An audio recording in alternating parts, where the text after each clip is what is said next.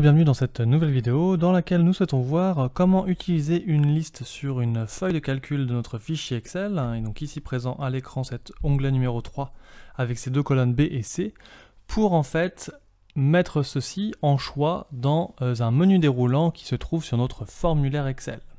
Et donc pouvoir voir tout ça directement sans le taper à la main puisque à terme cette liste pourrait avoir des centaines voire des milliers de lignes. Alors, pour ce faire, on va aller directement sur le Initialize de notre formulaire et nous allons faire en sorte d'avoir trois variables. La première, onglet as worksheet, pour définir la feuille de calcul sur laquelle se trouve notre liste.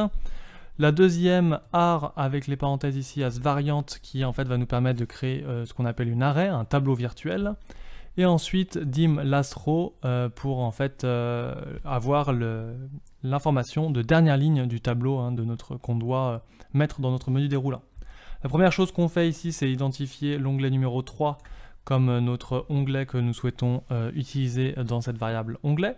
Donc cet onglet égale activeworkbook.worksheets et numéro 3.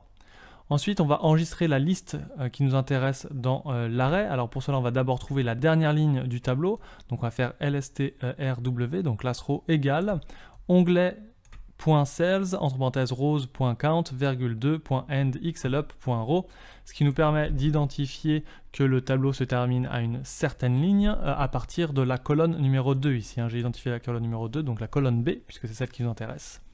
Et ensuite, nous allons du coup associer ce tableau virtuel à la vraie liste que nous avons sur notre feuille de calcul. Donc ar égale onglet la variable .range et on va définir du coup les extrêmes de la diagonale. Donc d'abord onglet.cells 2,2, ce qui représente en fait la cellule B2, virgule onglet.cells last row, 3 qui va nous représenter en fait dans la colonne C la dernière ligne de notre tableau. Donc je crois de mémoire ici que ce sera C8.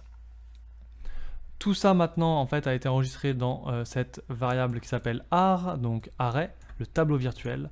On associe en fait ce tableau virtuel à la combo box, donc combo box 1.list égale ar.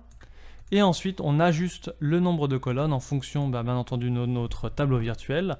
Combobox 1.columnCount égale ubound, entre parenthèses ar, virgule 2. Ce qui nous permet finalement d'avoir, si notre tableau virtuel a 3 colonnes, 4 colonnes, 5 colonnes, 2 ou 1, et ben en fait, on va ajuster en même temps finalement notre combo box.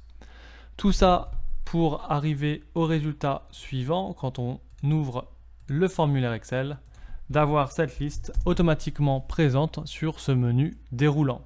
Merci d'avoir regardé cette vidéo, j'espère que cela vous sera utile. Si vous souhaitez retrouver l'ensemble des fichiers et les télécharger, n'hésitez pas sur ma page Patreon, le lien est dans la description. Vous pouvez aussi m'aider et me soutenir en vous abonnant ou d'ailleurs en regardant une autre vidéo. Vous pouvez aller sur ma page auteur sur Amazon et bien entendu commenter ou partager cette vidéo. Bonne journée à tous!